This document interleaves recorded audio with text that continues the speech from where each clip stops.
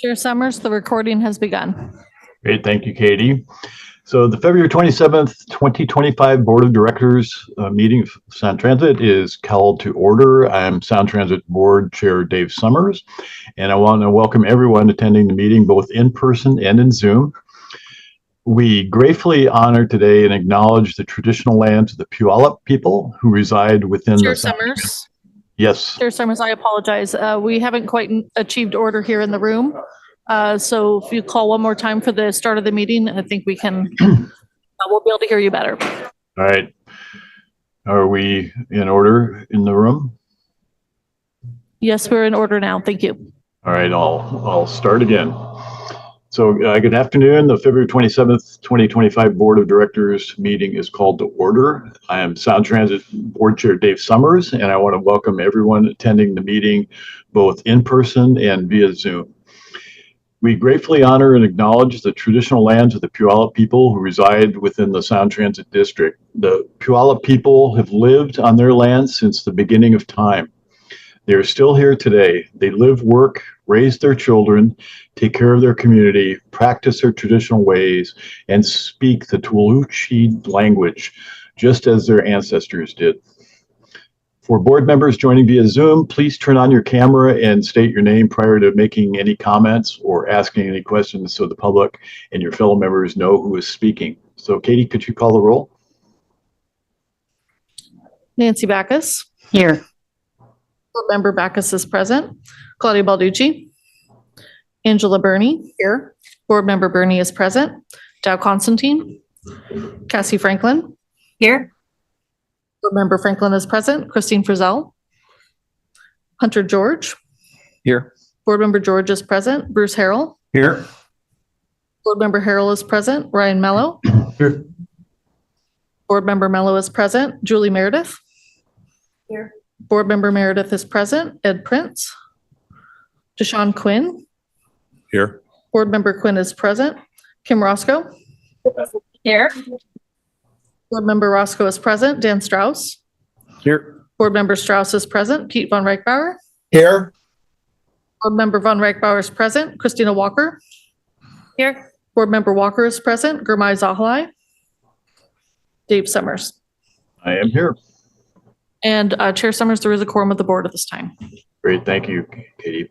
So for my report, your meeting packet includes the monthly contract report. This report includes contracts and contract modifications executed in January 2025 under the authority delegated to the CEO. Also in your packets this month is the 2024 Procurement Contracts and Agreements Annual Report summarizing the year's accomplishments and highlights. So I want to take a minute to thank a board member who's leaving us. For decades, board member Jim Castema has served Pierce County residents from his tenure in Olympia to Puyallup City Council and the Sound Transit Board. Board member Castema has been a passionate advocate for Pierce County. The board has benefited from his knowledge and experience in his tenure, and while he transitions away from this role, we're grateful he will continue to serve the region's transportation future in his role on the Puyallup City Council and the Pierce Transit Board. So thank you, Jim. And I'd like to welcome some new board members. First is Fircrest Council Member Hunter George. Fircrest Council Member Hunter George is Pierce County's newest representative on the Sound Transit Board. Board Member George has served on Fircrest City Council since 2012 and has twice served as the city's mayor. He has lived in South Sound for decades and is active in numerous organizations throughout the region. He's passionate about the agency's work, and his perspective will be valuable to his body, especially much of Sound Transit's system expansion coming to Pierce County. So welcome, Board Member George. I'd also like to welcome King County Councilmember Deshawn Quinn to the board. Member Quinn has recently appointed to the County Council, or was recently appointed to the County Council after serving on the Tukwila City Council for 16 years. A 23-year Tukwila resident, he has worked on regional issues impacting South King County for over 20 years, including most recently as manager of King County Metro. So, Board Member Quinn, would you like to say a few words? I'm honored to be here. Great. Good to have you. Welcome. And that's really all I have to cover. I'll turn it over to our CEO, Jeroen Sparman, for his report. Thank you, Chair Sommers and members of the board. Good afternoon, everybody. I do have a couple of things I want to report on today as we start this meeting. First, on the good news side, as we shared with the System Expansion Committee at its last meeting, we have announced that the Downtown Redmond Link Extension project will open for passenger service on May 10th. And this, of course, builds on the success of roughly 1 year of two-line service already on the east side. And we are excited to see this extension extend service to 2 new stations at Merrimore Village and, of course, downtown Redmond, the new center of the east side. I'm sure Bellevue will take exception to that, but anyway, it's an important addition to our system. I do really want to thank board members Sommers, Balducci, Bernie, and Constantine for joining us for the official announcement late last month on a very cold day at the Merrimore Village station. And on May 10th, I think the weather will have improved quite a bit. The extension to downtown Redmond will expand the current segment of the 2 line by more than 50%, bringing it from 6.5 miles to 10 miles in extension. And more information will be available soon on the festivities and celebrations we are planning for on opening day on May 10th. We want to really include and involve the community in that celebration, as we have been doing with the last few openings earlier, a year ago for the initial segment of Line 2 and especially the Linwood opening back in August. Moving on to the next topic, the Ballard Link Extension project. We have provided a report at the System Expansion Committee meeting regarding the conclusion of the NEPA scoping process and comment period that occurred at the end of last year. At the SEC meeting, we did brief members on the summary of feedback we heard during the extended 45-day comment period, which took place between October 24th and December 9. Board members all received a scoping summary report, which provided additional detail about the scoping process and the comments, the detailed comments and feedback we collected. The report is also available online. The feedback that we received does not indicate a need to add new alternatives to the Ballard Link Extension draft EIS, which is currently underway. The draft EIS environmental impact statement has a reasonable range of alternatives which reflects past work and previous board motions on the subject. Thus, consequently, we are not requesting any board action at this time, and staff will move forward toward completion and publication of the Ballard Link Extension project draft environmental impact statement, which we will publish later this year, 2025. Upon publication of the draft EIS, we will, of course, return to the board with a summary of the draft EIS findings and then conduct another formal comment period for the broader public. This will be followed by additional board briefings and another opportunity for the board to confirm or modify the preferred alternative for the Ballard Link Extension final environmental impact statements. We do anticipate publishing this final EIS in 2026, at which point we will return to the board for selection of the project to be built decision. If you have any questions about the next steps in the Ballard Link Extension planning process, please let us know. We're happy to respond to any individual board member if you have questions or want to spend more time understanding the process going forward. With that, I have a quick news item regarding the West Seattle Link Extension project.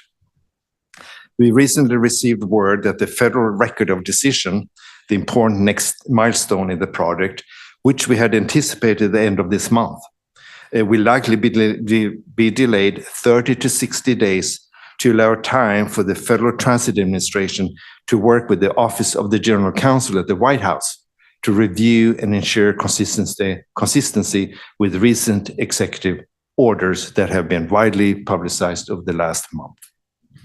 We understand that this additional process is not exclusive to our project, the West Seattle Link Extension project, and is being applied broadly across the country at this time. We will continue to work diligently with FTA on next steps and look forward to providing you and the public further updates as we have more information to share. The next item I want to comment on is referred to as Hard Hats with Heart program. On February 18th, Sound Transit signed an agreement with the American Heart Association, officially becoming the first public agency sponsor of the Puget Sound Hard Hats with Heart program. Through on-site educational programming, the Hard Hats with Heart program aims to reduce heart disease and stroke in the construction industry by educating craft workers about cardiovascular disease risk and preventions. With Sound Transit's large capital expansion plans across the region, this sponsorship is likely to have a large impact on the lives of thousands of workers in Washington State, and these workers are really important for the future success of us as an agency. Prioritizing the health and well-being of our construction workforce aligns with Sound Transit's goal to be an agency of choice, which we're working really hard on. The American Heart Association's educational resources and tools will also be available to Sound Transit staff itself, and we are proud to support the American Heart Association's mission to improve lives in our community broadly.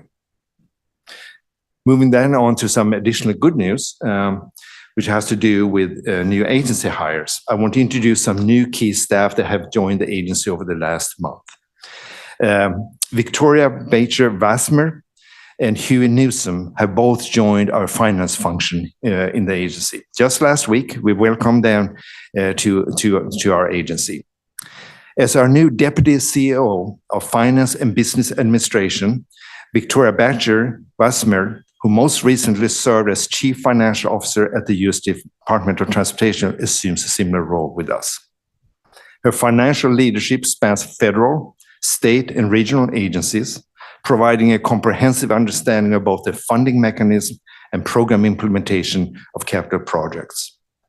Victoria is well-versed in collaborating with executive leaders and leading strategic departments with wide-ranging accountabilities, which will be crucial as she leads our procurement, administrative, IT, and finance teams at the Sound Transit Agency.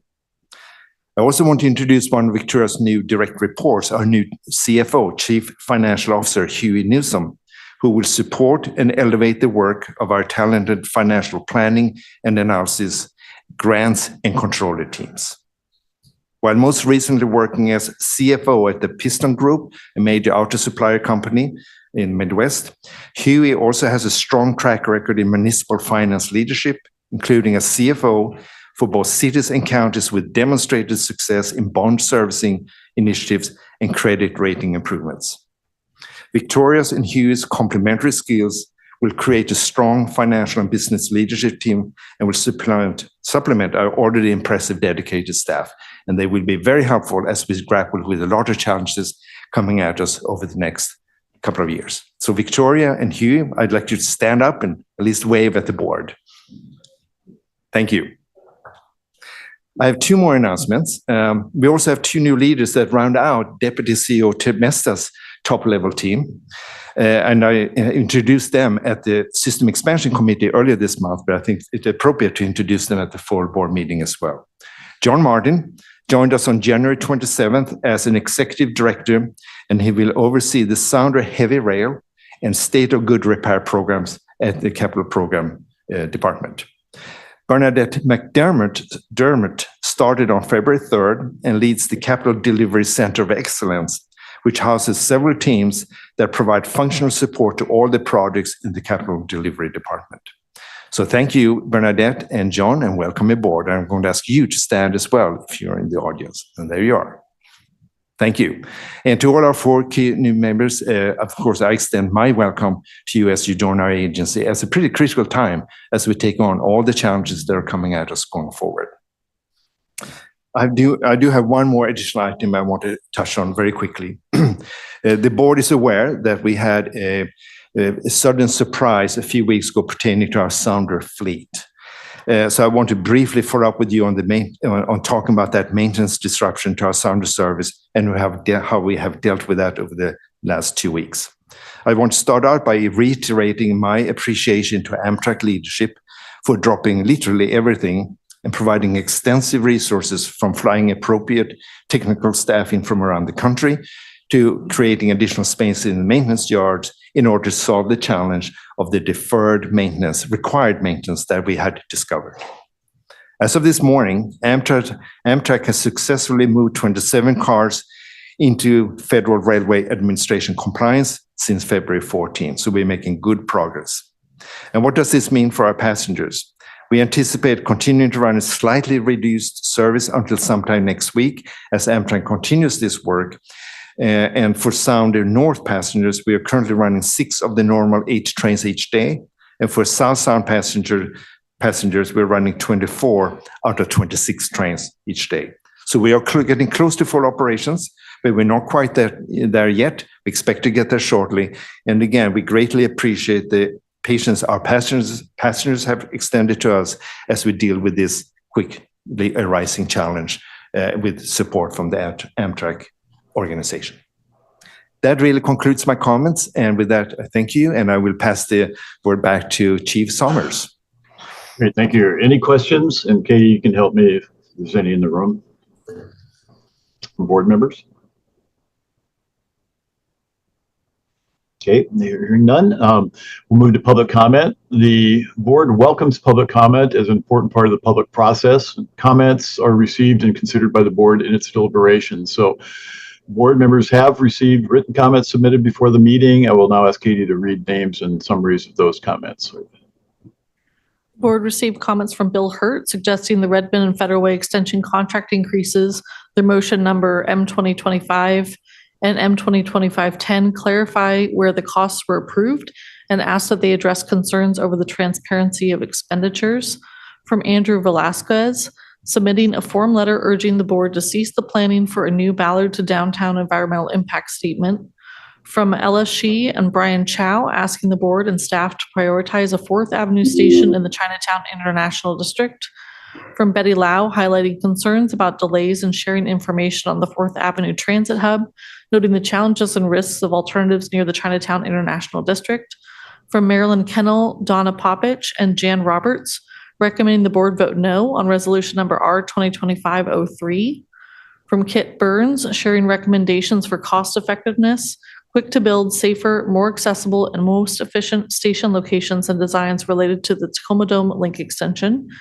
And from Mary Kate Ryan, asking that the board advocate for at least a 90-day comment period for the Ballard Link Extension DEIS, as well as provide translated materials and resources for language access throughout the process. Great, thank you. So following the meeting, the comments provided in writing will be posted on the Sound Transit website so that the public may view them. So you will have access to those.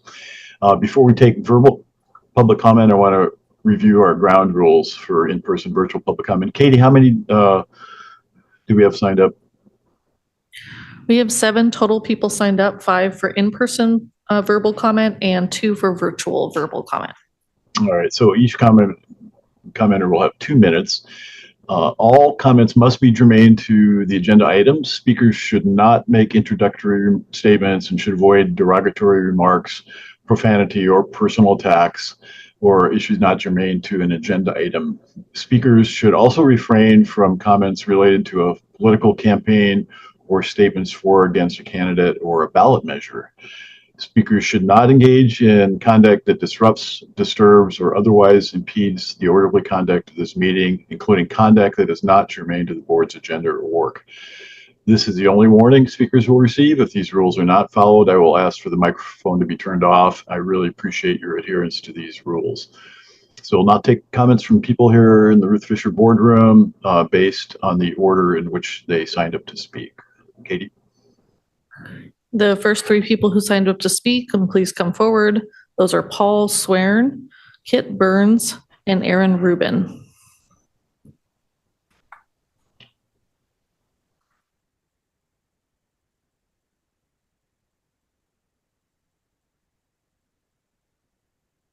Yes, and please press the button to turn on your microphone before speaking. Thank you.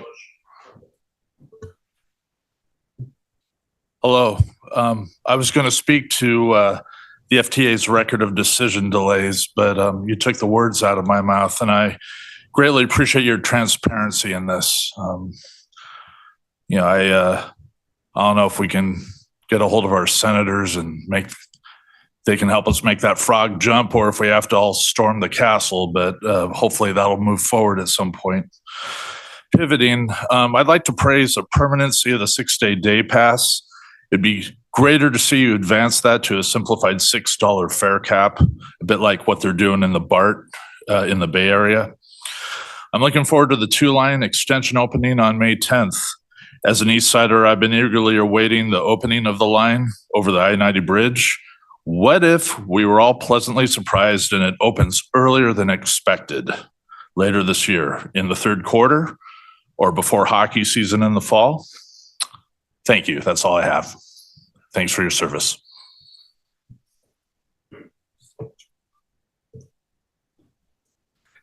My name is Kit Burns. I provided some written comments yesterday and just on cost savings regarding the system expansion, particularly to Pierce County and Tacoma.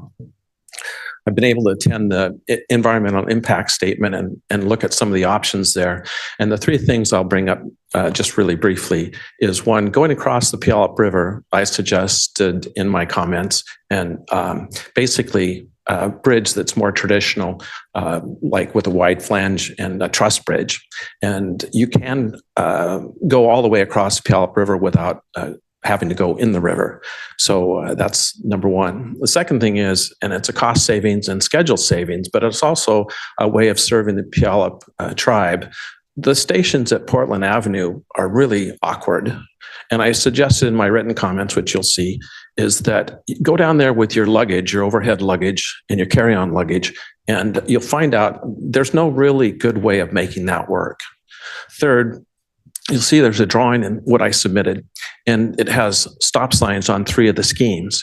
And those 3 schemes are on the East 25th Street.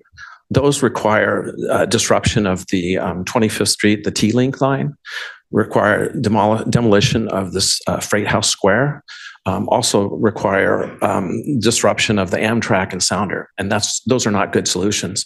So in the solution, I did a little drawing using yours. So thank you for the freedom to do that. And I added a couple drawings to show how you could go from the 26th Street and give better service to the Puyallup tribe. And I think I explained that pretty well in my drawings, and I hope that hopefully that will be clear. Anyway, I appreciate the opportunity to bring that to your attention. I just wanted to plant a seed today. So thank you for the opportunity. Thank you. Hello, board committee. My name is Erin Rubin. I'm the owner of Mode Music Studios and founder and managing director of the nonprofit Mode Music and Performing Arts, both organizations being displaced by the West Seattle Link extension in North Delridge. With the recent delay of the record of decision, I am urging you to vote through an early acquisition of the properties that were left out of a previous acquisition plan voted through by this board. Early acquisition will mean access to funds, resources, and allow us to move into a building of our choice. Mode Music Studios has 9 teaching studios that need soundproofing. We cannot move into a building with residential units above and next to us. Our needs are very specific to our current location. Having the freedom to look for properties now rather than later will only help us in our move and support of public transportation. There is a House bill to increase the cap on our relocation funding, but even with that increase, we will be needing additional funds to supplement that cap to move. $50,000 is an unreasonable number to move our music school and arts education organization, a tap room, an all ages bar, restaurant, and venue. Decisions were made based on an ability to move our specific businesses without a true look at where we could relocate in our neighborhood in order to stay in West Seattle, where our clientele lives and depends on easy access to music lessons and classes. The funds provided and the timeline presented are not realistic to our move. Every business displaced has different needs and requires a walkthrough and evaluation. The Sound Transit team did not follow these procedures and guidelines when they decided to move forward with the North Delridge Station plan. We look to you, the board, to advocate for small businesses and arts education while expanding public transit access. Please vote for our early acquisition so we can guarantee our ability to move forward with an early purchase of our properties, especially since we are no longer able to move forward tomorrow with the record of decision. I hope that this vote will influence Sound Transit's overall process and pave an easier road for small businesses affected in the future. Thank you. Next two commenters are Kira Hamalian and Brian Chow. Please come forward.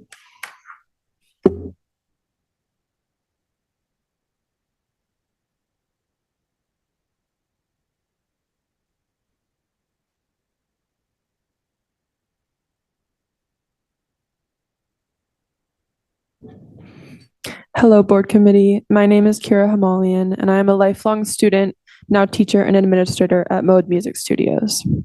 Mode isn't just a music school. It's an artistic hub, a community gathering place, and a launchpad for musicians of all ages.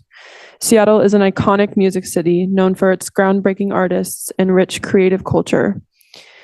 Spaces like Mode are what keep that legacy alive. I know this firsthand because Mode shaped my journey as a musician. Aaron Rubin, Mode's owner, was my teacher from the ages of 6 to 15. And now at 23, I have the privilege of teaching the next generation of students. This is the kind of full circle impact Mode has. It's a place where students grow into artists, artists grow into teachers, and teachers foster a thriving music community. It is hard enough as it is to make a living as a working artist. Mode provides over 50 jobs to musicians, educators, and administrators, giving artists a way to support themselves while staying active in their craft. Losing this space isn't just about relocating a business, it's about disrupting an entire ecosystem that helps artists survive and thrive in Seattle. Our community depends on us, and we depend on having a space that truly fits our needs. We need soundproofing, accessibility, and the ability to secure a location that works for music education. Early acquisition of these properties would give us the chance to do that, ensuring we can continue serving West Seattle specifically. I urge you to vote for early acquisition, not just for Mode, but for the students, artists, and families who rely on us. Thank you. Thank you.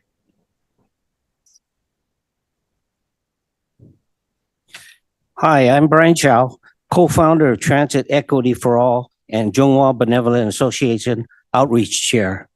Welcome to the newest board members.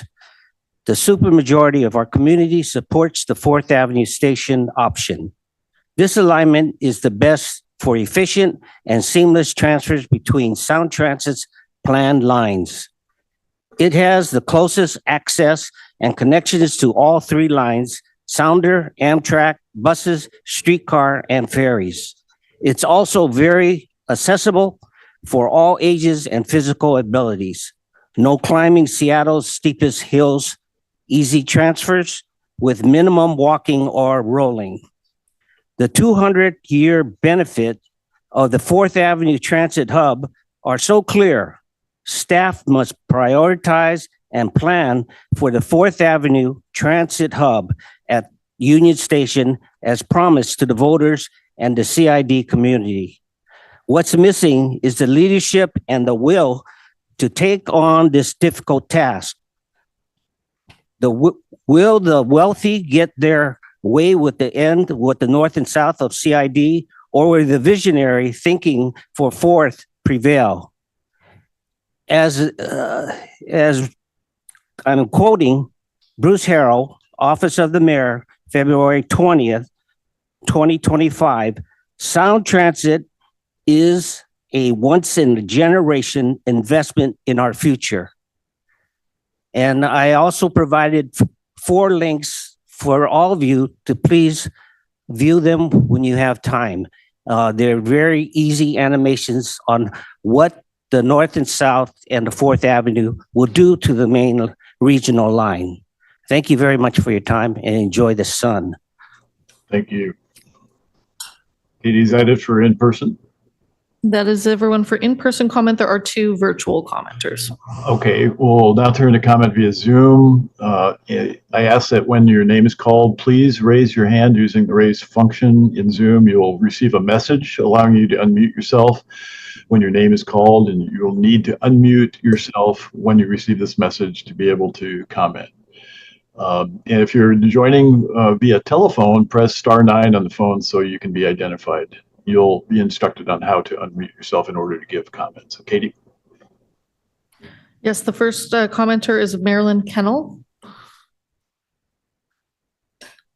Please accept the notice to unmute. Please go ahead. Hi, board members. I urge you to vote no on Resolution 2025-03. The target date now is for April 29th, target date. So we have a month or two for new board members, particularly the new members, to understand this overwhelming project for West Seattle. It's going to have huge economic, environmental, and societal impacts on our community.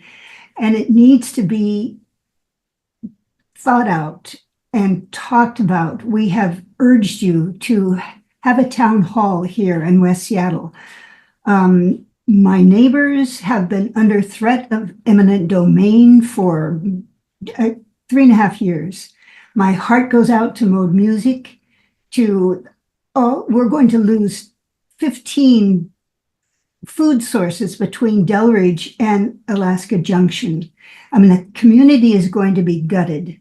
But I urge you right now, don't rubber stamp this. We've got some time. We, of course, at Rethink the Link, are hoping that you will decide not to build it. $7 billion for 4 miles of track that is going to gut our community and tear it apart for 6 to 8 years needs to be rethought.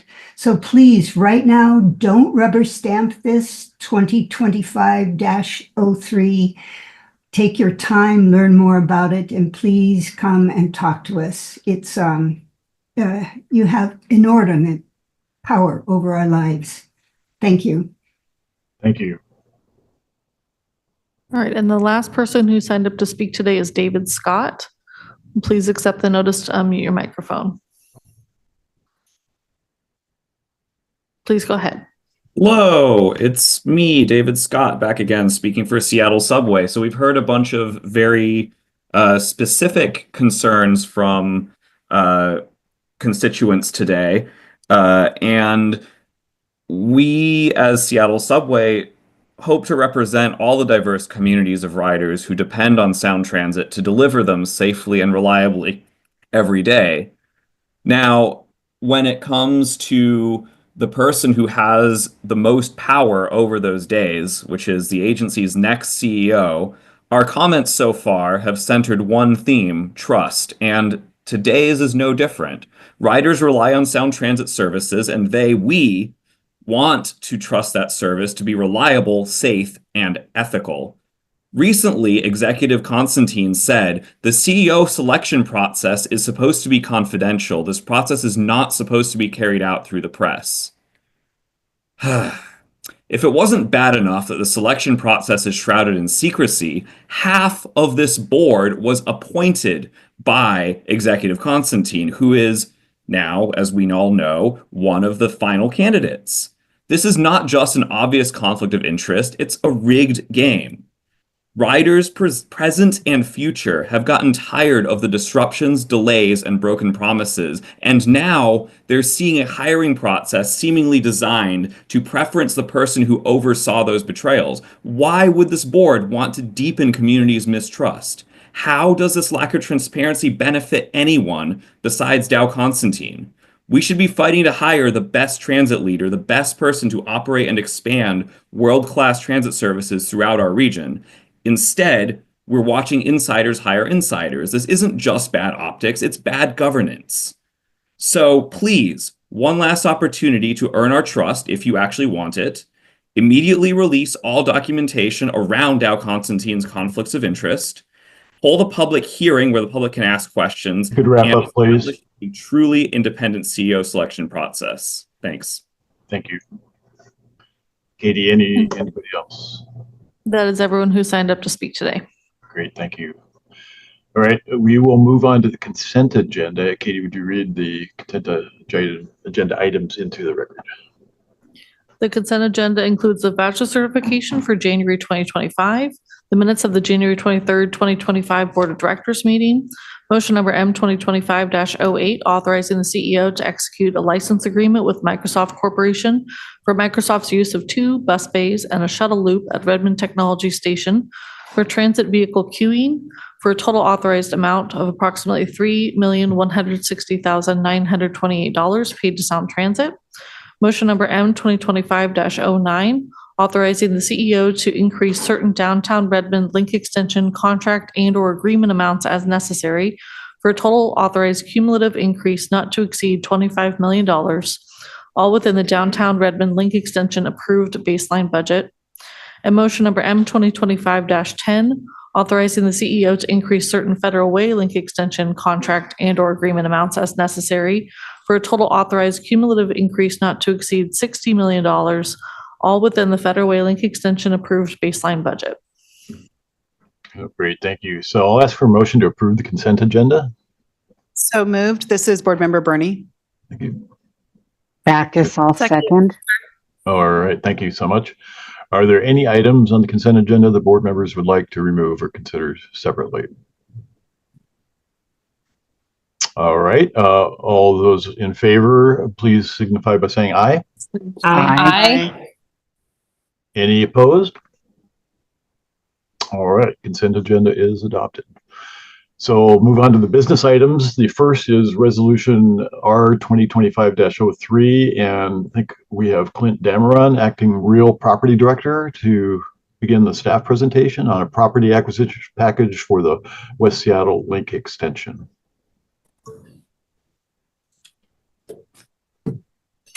Thank you. Good afternoon, Chair Summers and members of the board. My name is Clint Dameron, and I'm the acting director of real property. With me today is Rhonda Thompson, Senior Real Property Project Manager, and Jason Hampton, Manager, HTC Development for the West Seattle Link project.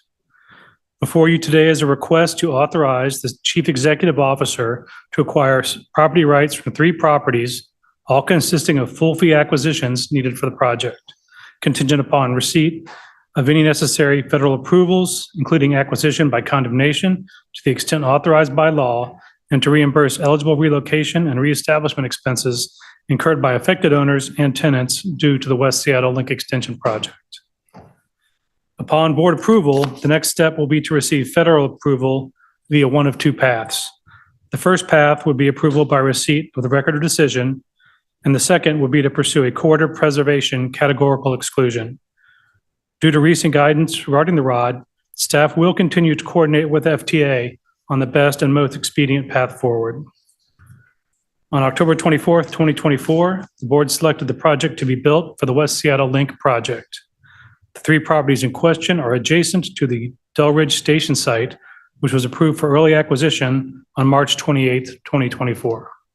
Staff have been communicating with the property owners and tenants and will continue to work with those impacted to assure they have access to relocation advisory services and other eligible relocation benefits as outlined in the Uniform Act. Thank you, and I'd be happy to answer any questions. Great, are there any questions? And Katie, please help me out if there are any room. Board Member Bernie has her hand up. Yes, Board Member Bernie. Thank you so much. I appreciate what you just said, and I appreciate CEO Sparman, Interim Sparman, excuse me, mentioned the holdup from the FTA for a bit of time. And I also was listening to our testimony from the public as well. In the language of the resolution, it says it's contingent on receipt of any necessary federal approvals. So does that include the record of decision that we're now delayed by some period of time on? Is that correct? That is correct. That is one of the 2 paths forward, either approval of the record of decision, or we can pursue the categorical exclusion. We will work with FTA to determine which of those is the most expedient path at this time. Is it possible for the board to remove the contingency from the language, or is that required by law at this point? My concern is that the business owners already know that the line's going through there. They're already, I'm sure, trying to find property to be able to move to. And we don't know the timing on the holdup this will be. And it seems like if we can do anything as a board to expedite this process in spite of the slowdown from the federal government, that we should be doing that. So can you help me out there? Generally, I'll respond and I'll look to Jason to fill in the blanks. Generally, since we don't know the current FTA challenges, The board action today takes the next step and allows us to pursue either or of those paths forward. We will work with FTA staff to determine which is the most expedient. Jason. But I think the question is, do we have to have one of those two paths checked off by FTA before we proceed? Yes, we would need either one of those paths to proceed. And so I guess the follow-up question is, thank you, Chair. I appreciate the Sorry, clarification. sorry. That's all right. If that is the case, then how expedient will they be in responding just to this request as well? So I appreciate the time we're in, but I also don't want to delay our property, our renters, whoever is getting displaced by this, knowing they know they will be at some point. So can you give me a timeline on how we can proceed a little more quickly with this? Beyond the board approval today, we will expediently work with FTA. If Jason may have any additional input, but at this point, it's changing. It seems like almost daily. So we don't know what their timelines are. The only thing that I would say in reminder of CO Sparman's comments is that the FTA indicated a 60 day extension for the review at the White House. And we're going to continue to work with our partners to understand what the delay would mean.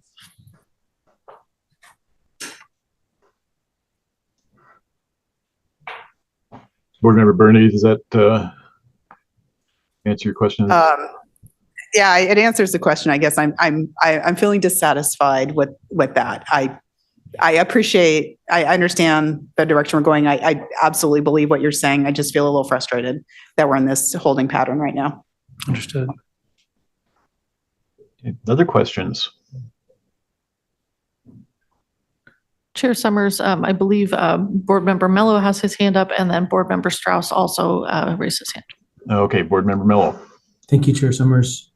I have two questions. One, can the staff explain, just give the board a little bit more commentary about the very tricky balance that we are trying to strike between acquiring property in a timely way to advance these major capital projects, yet not acquiring that property so far in advance where we cause harm to a neighborhood and have derelict structures and potential derelict structures, and sort of the trade-offs of managing property so far in advance of a construction project. So there's a big balance to strike here, and we know you're thinking through it, but we get a lot of community questions about this. So can you help enlighten us a little bit about that balance and how we're going to limit harm to the corridor in this example of the West Seattle corridor? The second question is, what this is bringing up for me is trying to get ahead of a record of decision to acquire property to make sure we can keep projects on schedule. Are we going to be doing this for other major corridors like Everett, like Tacoma, to get ahead of the record of decision? Yes, thank you. The acquisition is a bit of a alternate timeline. We do want to make tenants and owners eligible early so they can take advantage of our relocation services. At the same time, that may be at odds with the construction schedule being years ahead in advance. So we work closely with the project to make sure the site is set for their needs. That will be fenced, secured, maintained, and visited by our security folks to make sure the property is kept in decent repair. And then we work with the project to look at their needs. Do they need it for a laydown yard, and when? And then if there's an interim use, we would explore that as well. But it is a bit at odds with the tenant's needs and desires to get early acquisition to take advantage of our services. Your second question, if we're going to do this for additional corridors, the answer is likely yes, but the rules for early acquisition are very strict and narrow. So it is a case-by-case basis, and we look at those on an individual basis as they come in. Thank you. Board Member Strauss. Thank you, Chair Summers and Executive Mello had a similar line of questions. Colleagues, I am nothing if not consistent. What I will say right now is what I said at system expansion and in the pre-briefings. First, thank you for the map. Colleagues, on this map, if you are looking in the upper right-hand corner, that is low-rise residential zoning, so up to 4 stories. The corner that is adjacent to the parcels in yellow is commercial 55, so 55 feet. To the left of the yellow parcels is industrial. 1 block south in the extended map on Andover is both neighborhood commercial and neighborhood residential or single family zones. In this corner of our beautiful city are many different types of land use. It is also the welcoming gate, the way you enter Delridge, and it is passed by so many people. In industrial areas, we've had some public safety issues across our city that the city of Seattle continues to work to address and improve upon.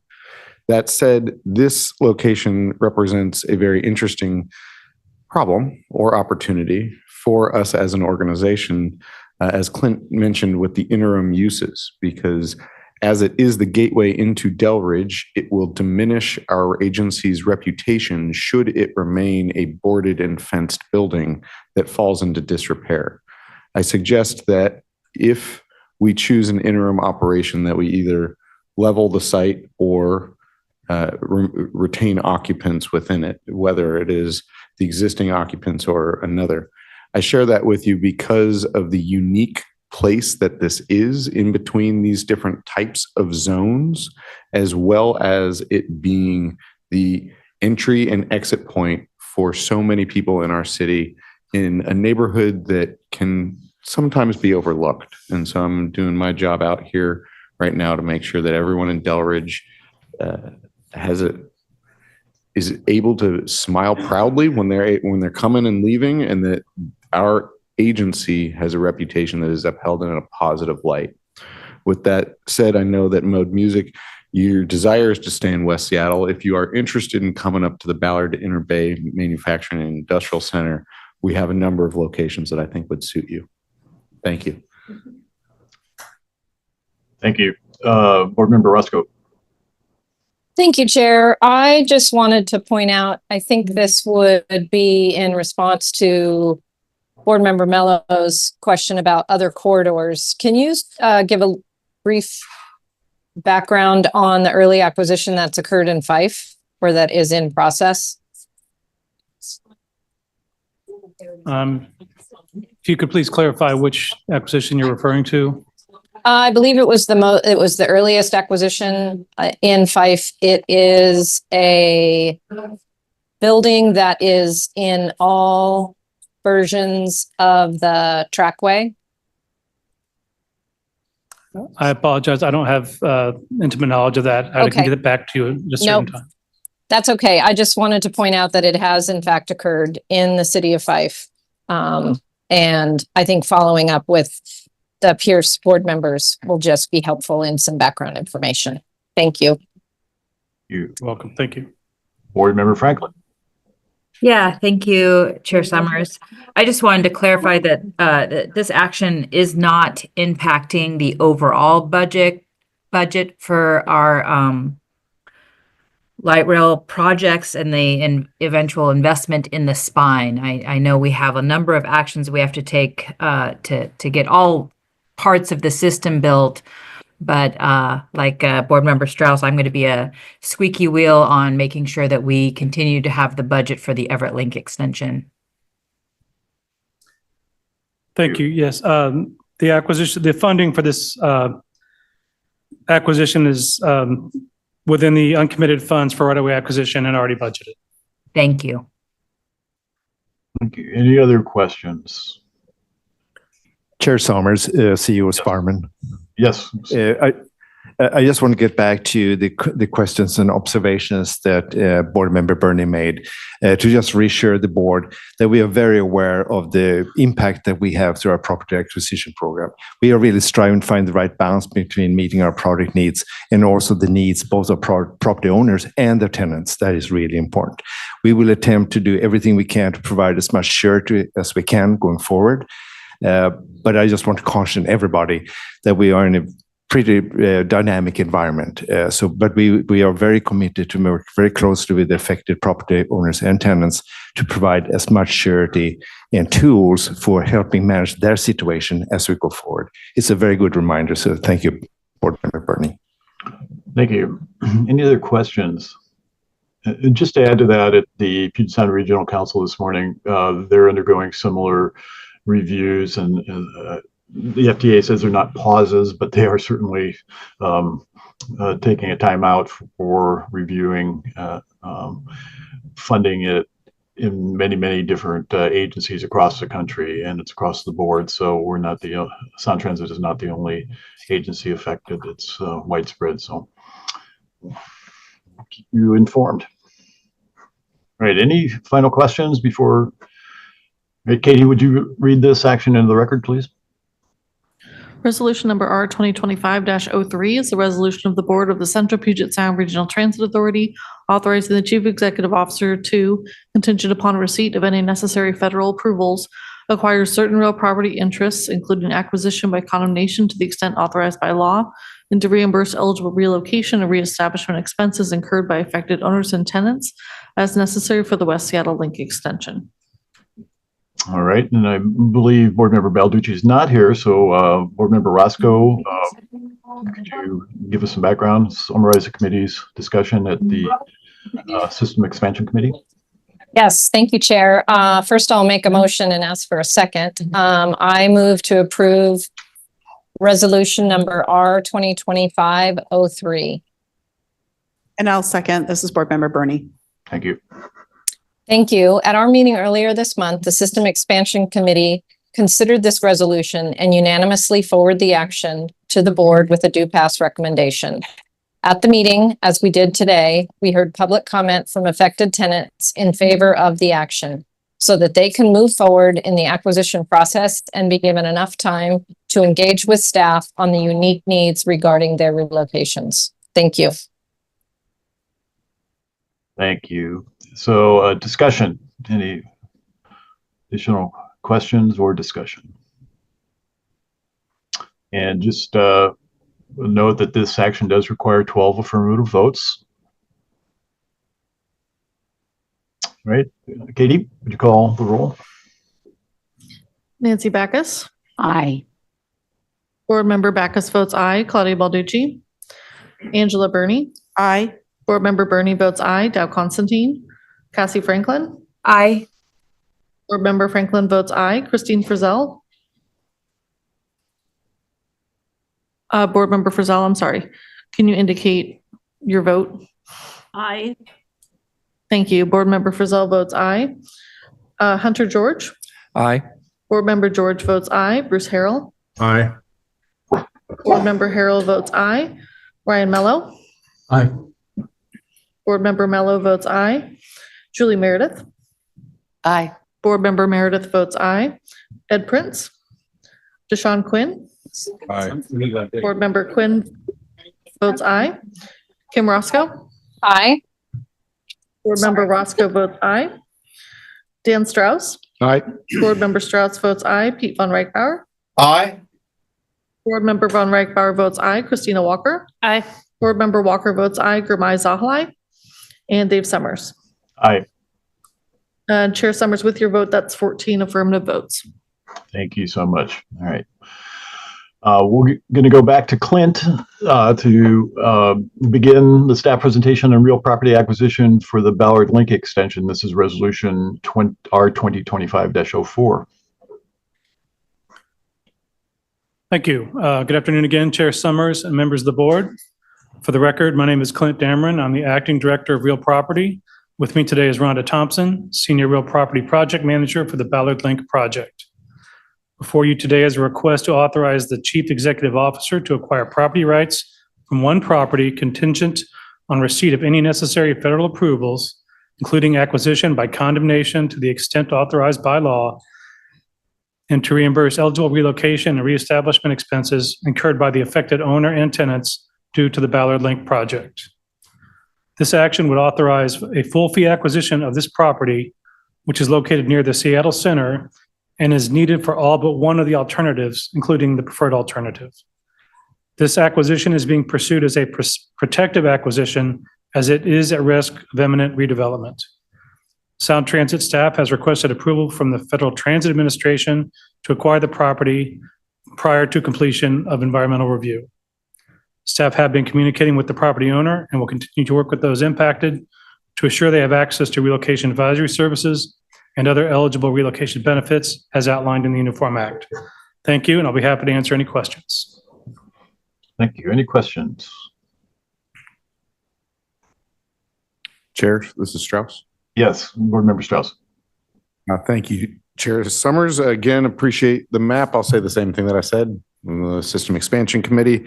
Colleagues, looking at this parcel, just to orient yourself a little bit more, directly above the yellow parcel, above where it says Republican, there's a yellow and red car. That is Dick's Drive-In.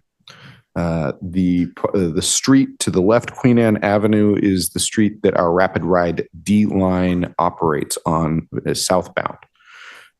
If you look on the right-hand side, there's a white roof at First and Republican. That is KEXP 90.3.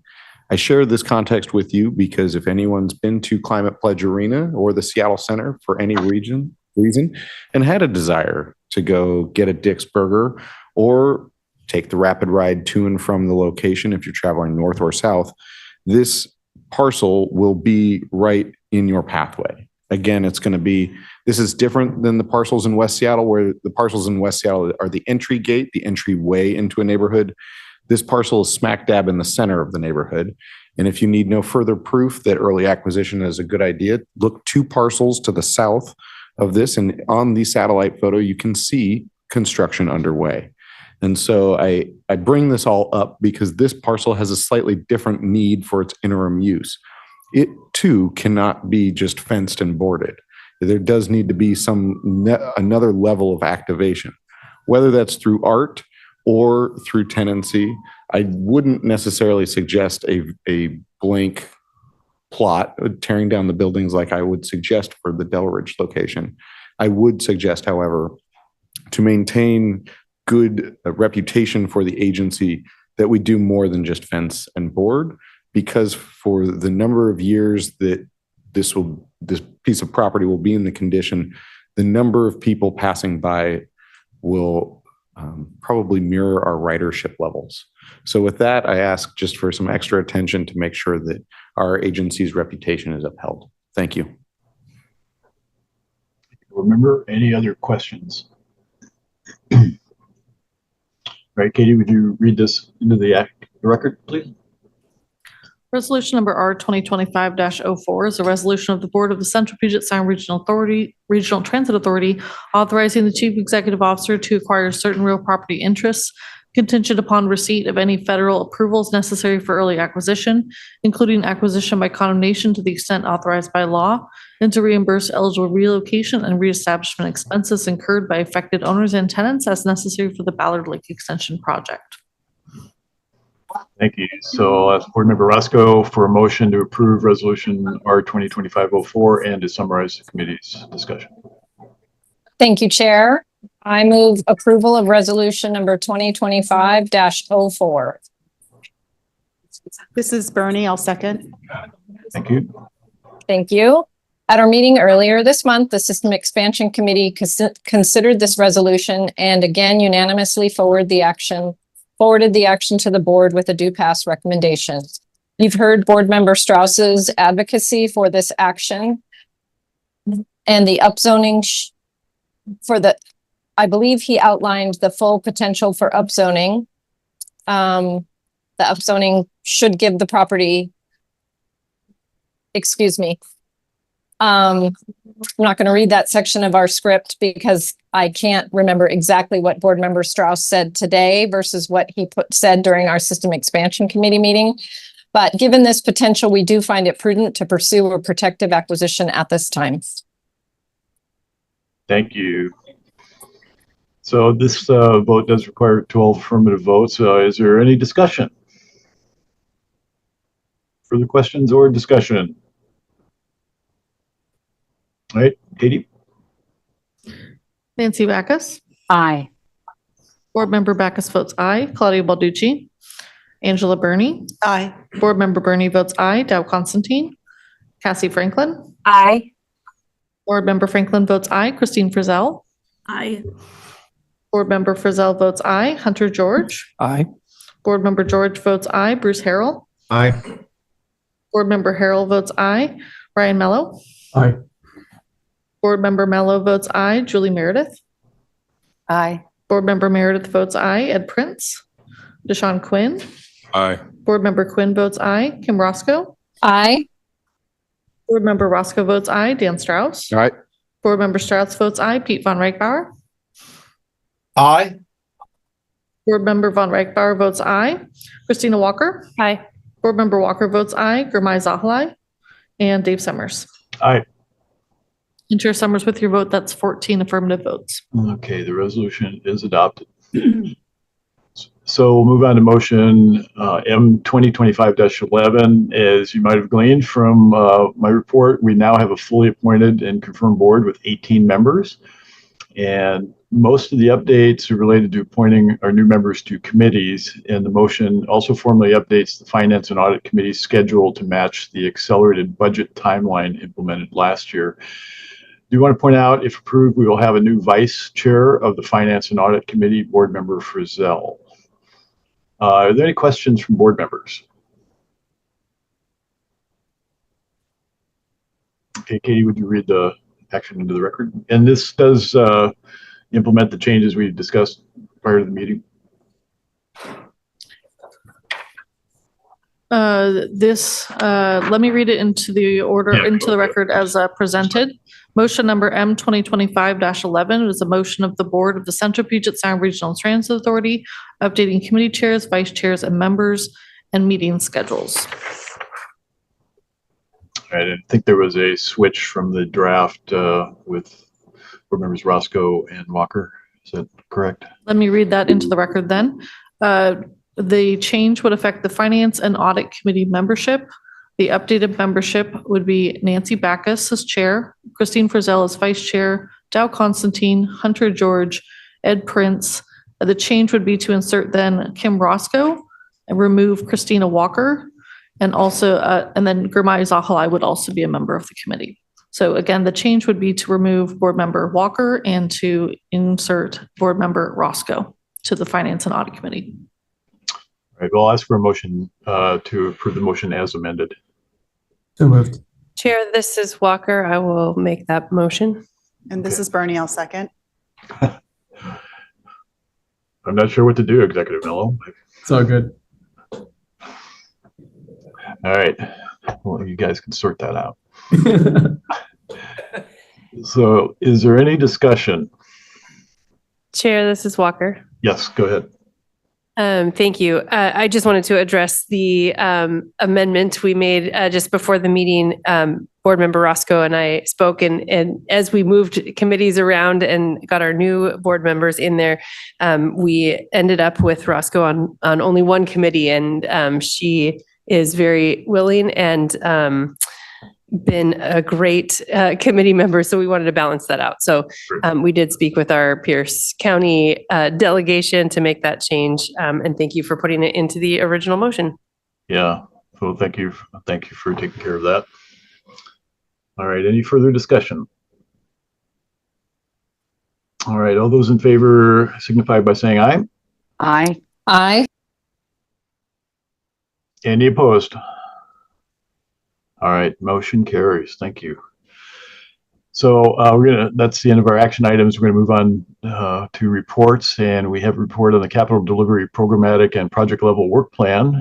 Terry Messis, our Deputy CEO for Capital Delivery, is going to give us that presentation, or kick us off anyway.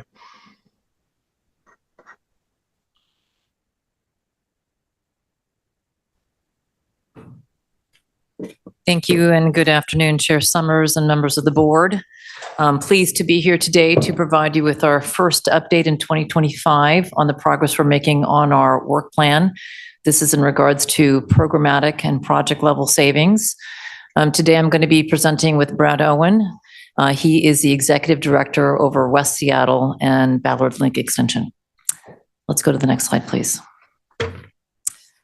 So today's presentation is going to include a general update on overall progress. We're going to also show you in-depth progress programmatically on the projects and give you some examples in each one of those areas and also discuss next steps.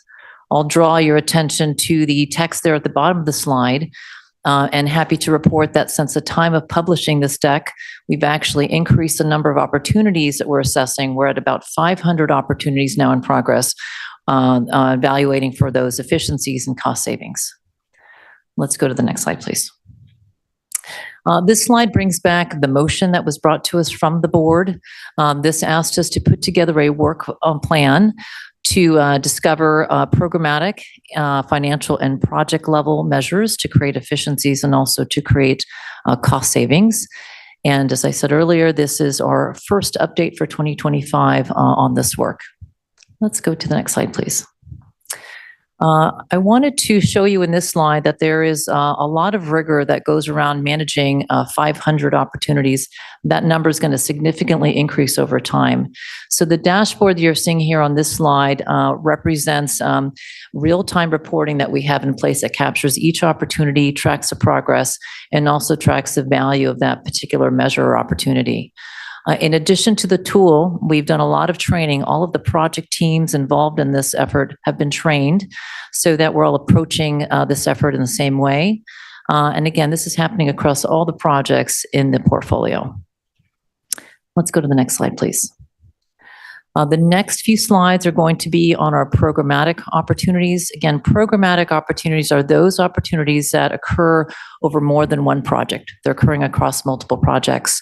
To date, we're at about 100 opportunities. The dial that you see here on this slide, those percentages show the percentages of the total number. So for example, of the 94 measures that are shown in the center there on that dial, 34% occur in the indirects. And I'll take you around the dial here, just defining quickly what each one of those pie pieces are. The first one is indirects. So these are savings around the cost for professional services. Those are design services, owner's rep services, and planning environmental type services. So looking to see how we can gain some efficiencies there. As we go around clockwise, design optimization. So that's how we are designing these projects. The approach in material selection, and there is a lot of room, especially because we are so early on in our ST3 portfolio. Most of the work is in planning and very early design, that there's a lot of opportunity there to identify and implement some design optimization.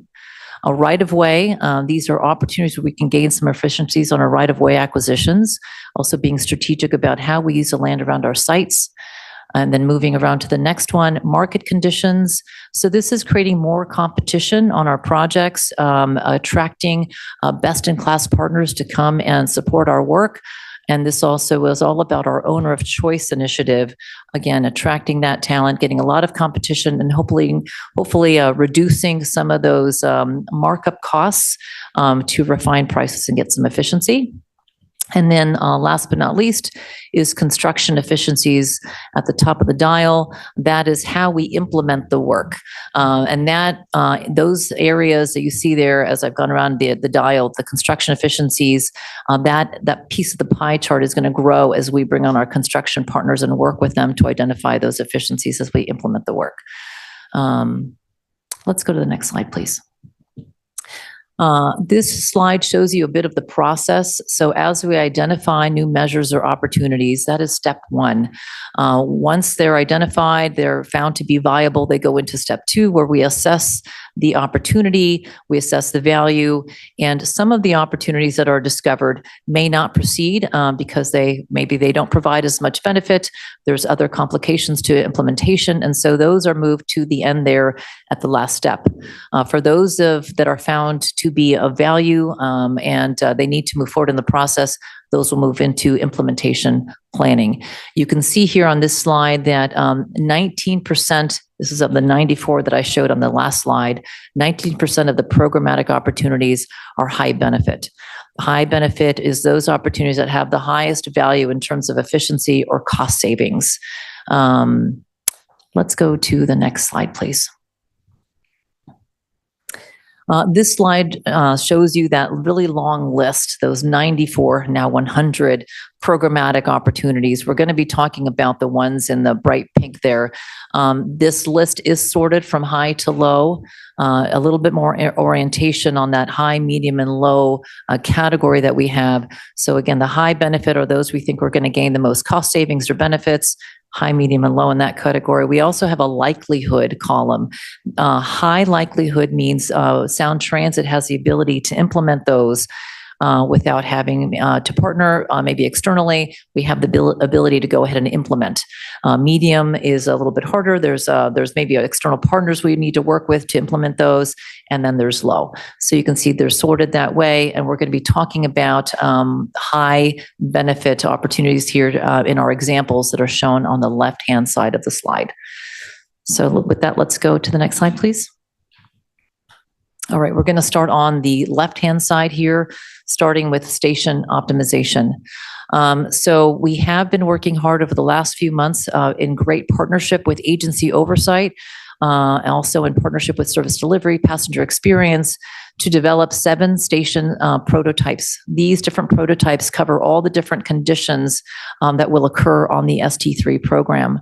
You can see there in the pink, it's a little bit difficult to read, but stations actually make up a large percentage of the cost. So stations represent about 15% of the total construction cost in our ST3 portfolio. You see there on the next bullet that stations represent about 18% of the construction costs for West Seattle. So this is a really valuable area to explore and gain some savings. If you go to the right-hand side of the slide, delegation of authority. So this goes back to the TAG recommendation and also the board recommendation that decision-making needs to be pushed down to the lowest levels. And so we believe that there may be some opportunities in the delegation of authority to increase that ability, but also to make sure that as we come to the board, we come with information regarding the overall performance on a project, not just on a contract by contract basis. So you can see again that high level performance. For both of these, when we come back in Q2, we plan to have the savings range for you in terms of cost and any time benefits as well. Let's go to the next slide, please. Starting on the left-hand side, commissioning and handover, we believe that there are some industry best practices that we can implement here to get some efficiencies. This could be things like using a simulator for driver training. This could also be looking at doing more things offsite to include using testing labs offsite to support commissioning. So again, we believe that this is a high value opportunity that, again, utilizing industry best practices to gain efficiencies. On the right-hand side is our owner-controlled insurance program, also referred to in the industry as an OSIP. In this particular case, we are exploring, this would be Sound Transit providing general liability insurance, as well as builder's risk, pollution liability, and excess professional liability. So we need to insert that word excess there. That makes a big difference. This is also industry practice. This is done on large programs around the country. We gain a lot of economy of scale when we bring insurance programs like this onto the program. We do pay for this insurance whether we provide it or not, but again, that economy of scale is going to reduce costs. And in addition to that, it's also going to attract other contractors to come and do work for us and remove barriers. You can see there is a target savings listed at the bottom of the slide. This is somewhat conservative. We think that there's some opportunity to gain some increased savings, but again, we're also attracting our partners, best-in-class partners, to come and support our work and also to remove those barriers. Next slide, please. Chair? Yes. Mrs. Strauss? Board Member Strauss, go ahead. Sorry to catch you off guard. Deputy CEO Mestis, thank you for this presentation. I think you'll know the question that I'm about to ask because I've asked it every time.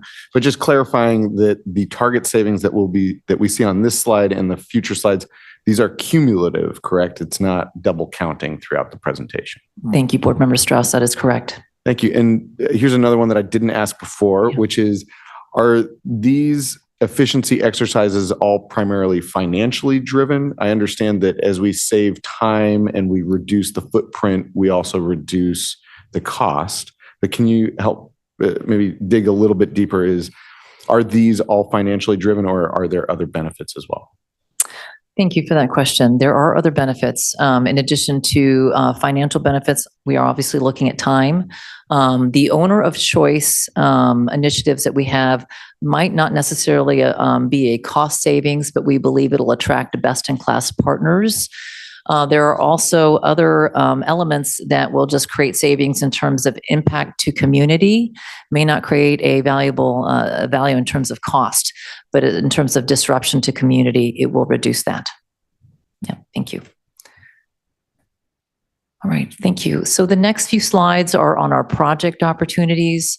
So to date, we've also increased this number. We have about 400 project opportunities. Again, these opportunities occur across the entire portfolio. The number that you see there in the center and then the percentages. So as an example of the 385 measures on the project-specific opportunities, 49% are in the indirects. You can see that the indirects area makes up a large portion of the pie chart, as well as design optimization. Again, that's a reflection of where we are in the project. We're in that early planning, early design phase, and so there's a lot of opportunity there and a lot of discovery of good opportunities and efficiencies. Let's go to the next slide, please. This slide is very similar to the previous one. This is on the project opportunities. So you can see there's a lot of opportunities in step one that continues to increase, and then they move to step two, and when they're found to be viable, they move into the assessment phase and then so forth into implementation. Let's go to the next slide, please. And from here, I'm going to hand it over to Brad Owen to talk about West Seattle. All right, thank you. Brad Owen, Executive Director for West Seattle. So what we're going to do now is dive into some opportunities that are project specific for West Seattle. Give the board a look under the hood of how we're doing this and what we're doing and what it means as we say, optimization or design optimization. So what you'll see also is target savings on each one of the slides. To your point, they each one is specific to the opportunity that we have.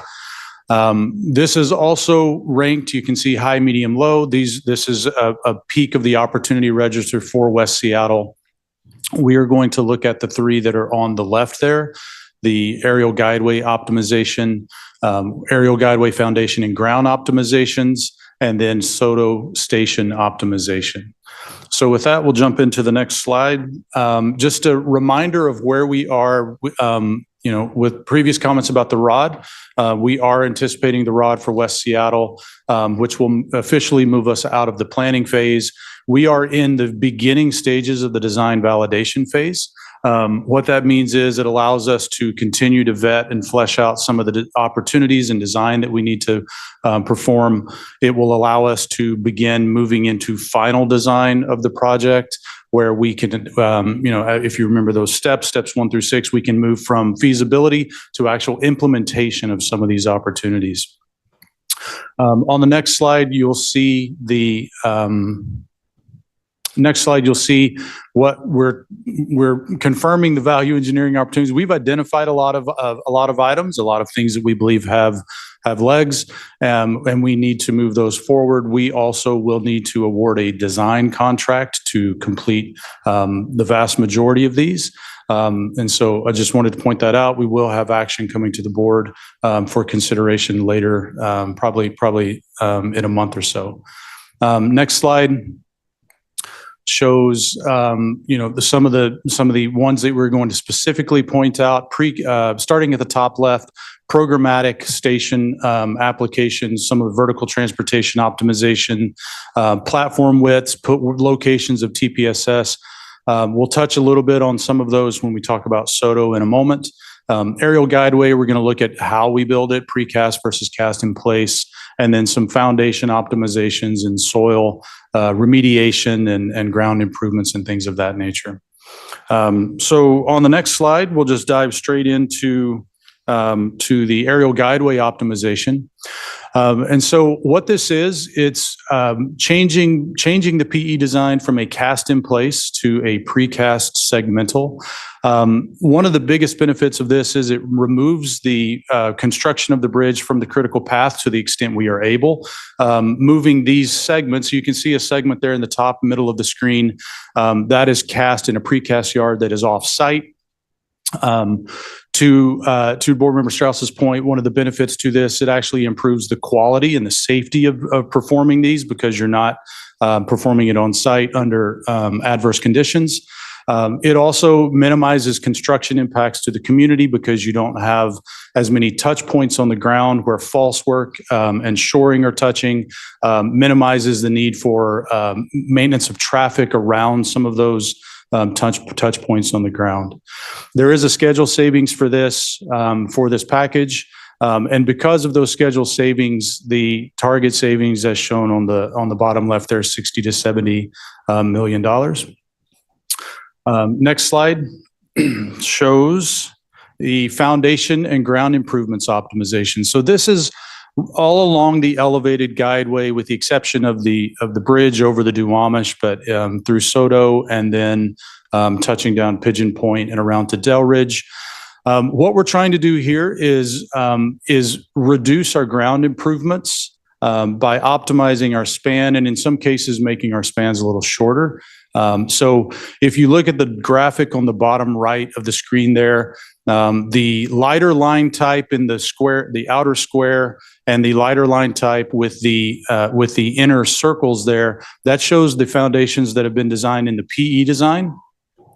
And so what we're trying to do is we're trying to minimize that and through additional investigation into the ground and into the borings and things, we're trying to make it that smaller, bold square in the middle with the blue circles.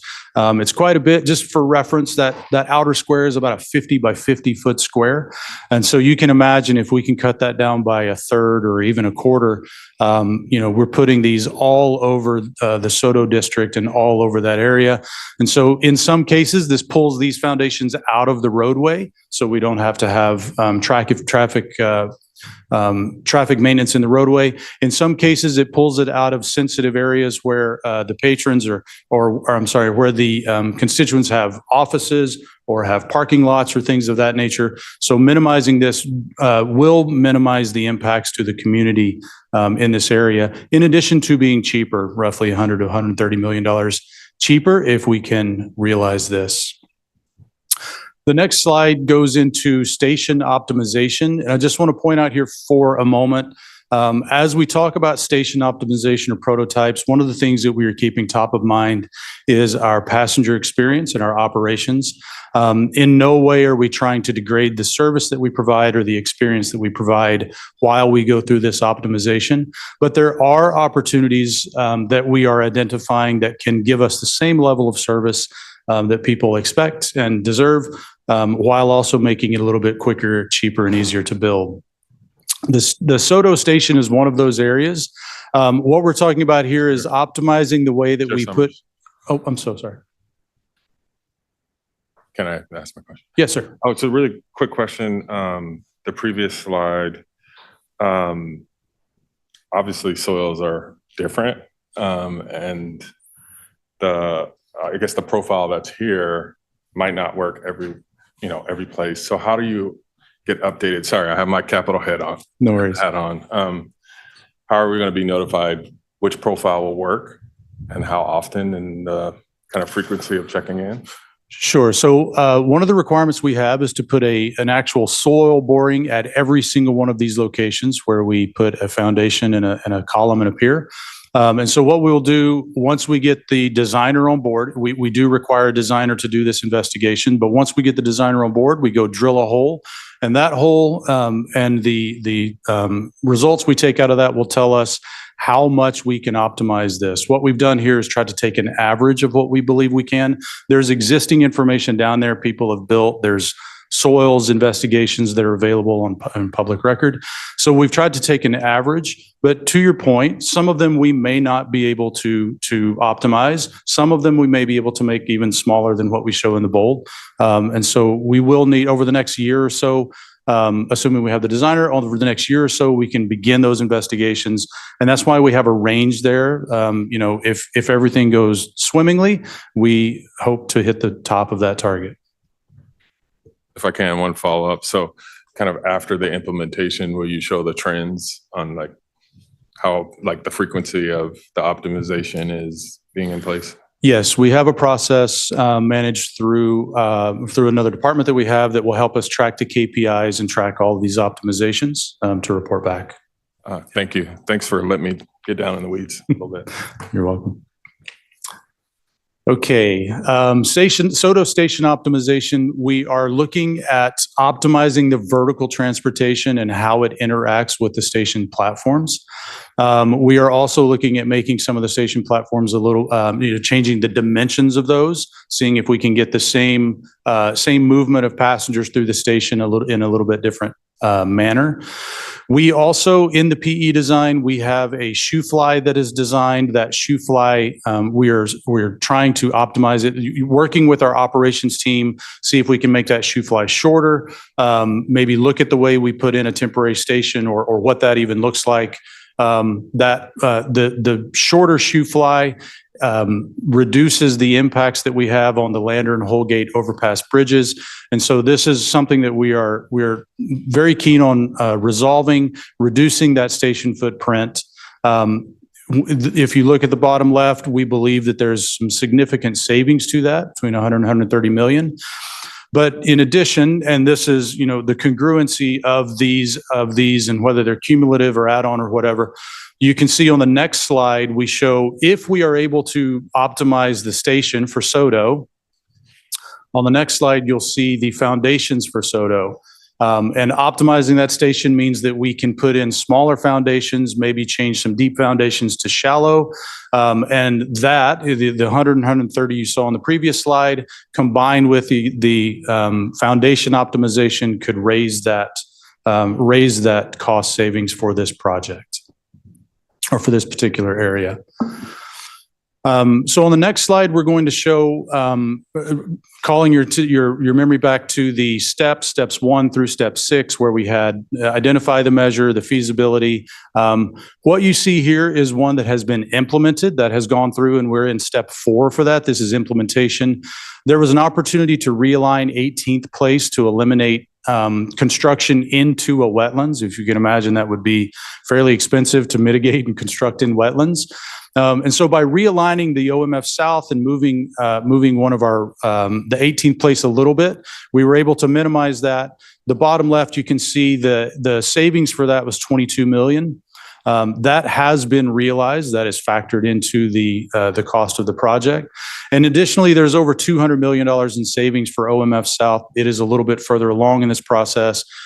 These savings have already been validated and are being implemented as we speak. So with that, the next slide, we're going to jump into you want to give the updates? You want me to? Sure. I'll just wrap up here with next steps. So we do plan on coming back to the board in each quarter. Thank you for your question, Board Member Quinn. We'll also be coming back to show you progress on these measures. And these are specifically the ones we talked about today are on the capital delivery side.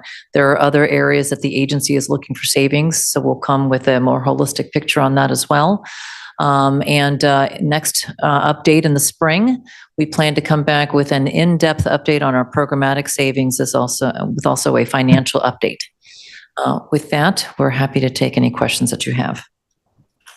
I just want to thank you. We began this discussion last year, and for board members that were on the board many years ago when we did system realignment, the board was kind of schooled that we had two big dials, which were scope and timing of projects, and we really felt and CEO Sparman brought to the conversation that there were more opportunities. So I think this is really great information from the board to understand to the level we're looking for cost controls and savings, and really important to the public to know that we're going to this level of detail and looking for ways to be efficient and spend their money efficiently. So I just want to thank Terry, CEO Sparman, and the whole team for this information. So Board Member Roscoe. Thank you, Chair. My question is around a term that I know Terry Mestis used, and I just wanted to be reminded of it. The last time we made a major decision for the West Seattle Link extension, we continued to be assured, and I think we all realize we were not yet agreeing on the project funding. We were not approving that funding. And I asked this question, I think, at SEC. I'm wondering if, Terry, you remember the term you used around our ability to stop work or stop progress. And it ends with convenience, something like, what are our abilities to pump the brakes if cost is unaffordable? Thank you, Board Member Roscoe. Yes, I absolutely remember that question. So there's a couple of different paths. Number one, Sound Transit reserves the right at any time to terminate a contract for convenience. So that is a standard term in our contracts. But in addition to that, the way that we're crafting our procurements and our contracts, in many ways, we have limited notices to proceed in that we're going to award a specific portion of the scope of work. And at the end of that portion of the scope, we can decide whether we want to proceed to the next area of scope. So it also gives us different exit ramps during the course of the project to make decisions. Thank you. Thank you. Other questions?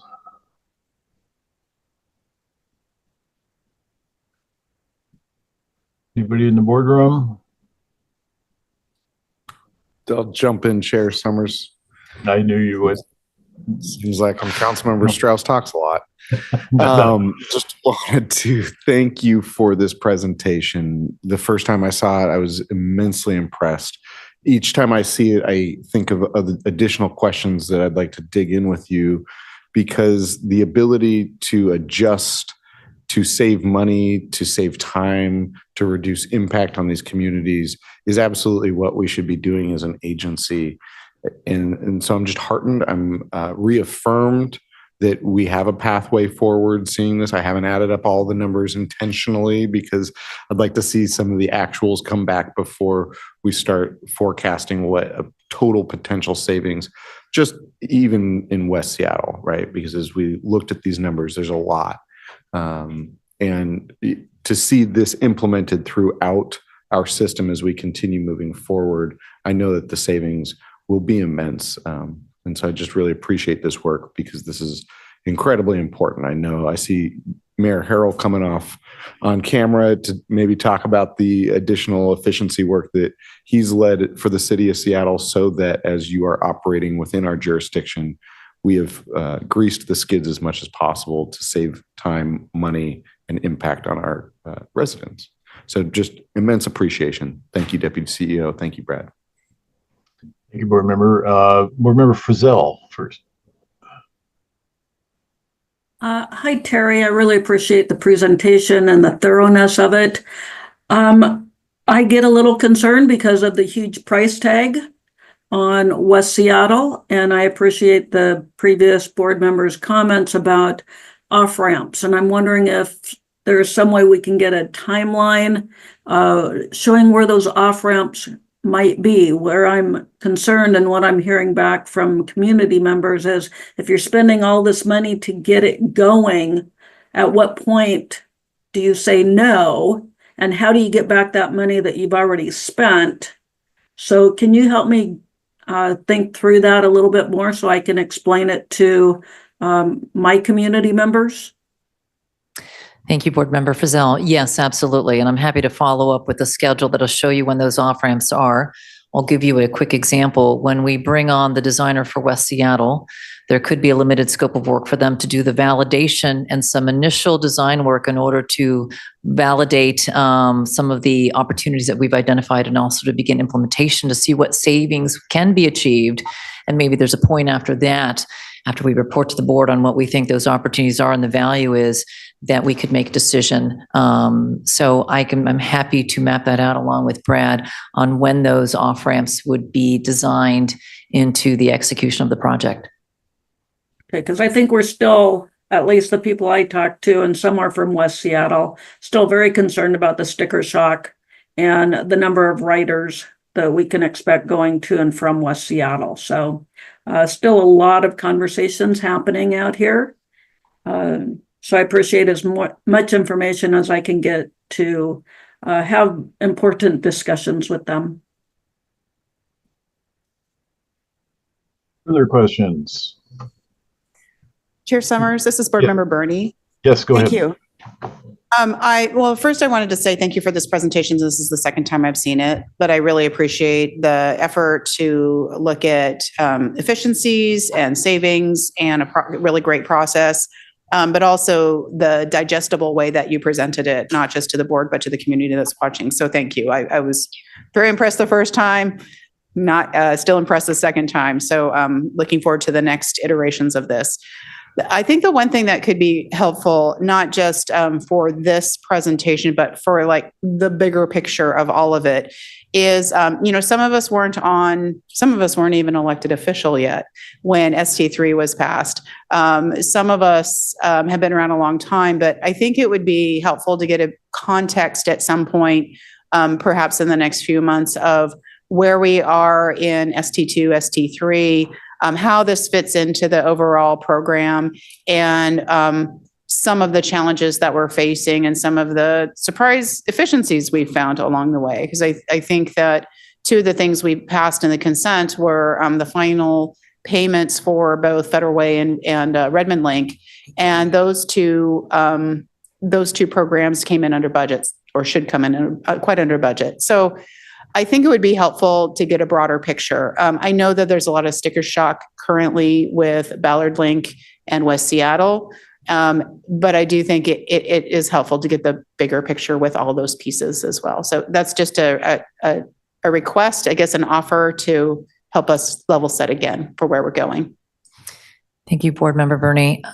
We are actually right now working on our ST2 performance metrics as also just to understand how we did and to learn from that. So I'm excited to bring that all back to you, as well as a holistic picture on how we're moving forward across ST3. Yeah, and I don't know, CEO Sparman wants to address this, but we will over the coming year be discussing those issues as we move towards some, really major decisions on projects. So I think you're right on point, Board Member Burney, that we have to put everything in context and understand where we are as a whole system. So that is the intent. CEO Sparman, do you have anything to add to that? Yeah, I'm happy to just add a couple of very quick comments, Chair Summers, which is it's a very valid question. I think we all think about it exactly that same way. And for us as staff to come, when we come back to you, the board, with if there are significant financial decisions, we recognize that the board wants to understand the broad context for that decision, and going back to Board Member Frizell's comment, understand what the implications are for the program as a whole as you ask to make these decisions. So we are working right now on creating a framework for how we can talk about that. So you will see us bringing this back to you over the next 12 to 18 months frequently to remind you what the big picture is as we advance the program as a whole. We have much more work to do. This is a dynamic situation we're dealing with, but absolutely that we owe it to you to provide that broad context as we ask you to make significant decisions going forward. Other questions? Okay, well, thank you guys. Excellent presentation, and look forward to the next round. So with that, the board will now go into executive session to discuss litigation to which the agency is or likely to become a party. Amy Pearsall, Deputy General Counsel, is here to tell us the specific RCW that authorizes this executive session. Hello, Chair Summers. This executive session is authorized pursuant to RCW 42.30.1101I to discuss potential litigation with Sound Transit Council. Great, thank you. So the executive session is expected to last 15 minutes. It will be held in another virtual meeting, and board members have received a link to that meeting in a separate email. Board members will exit this meeting to participate in the executive session, then ask you to return after the executive session to this meeting to conclude this meeting. So if you can now log off and find that other link, we're in executive session for approximately 15 minutes.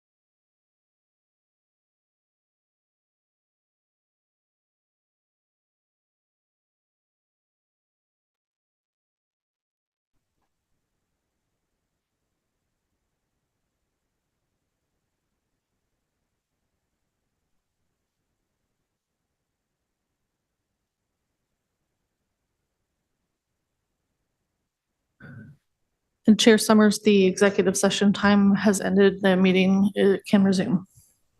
All right, thank you. So is there any other business to come before the board today? Okay, our next regular Board of Directors meeting will take place on March 27th, 2025 from 1:30 to 4.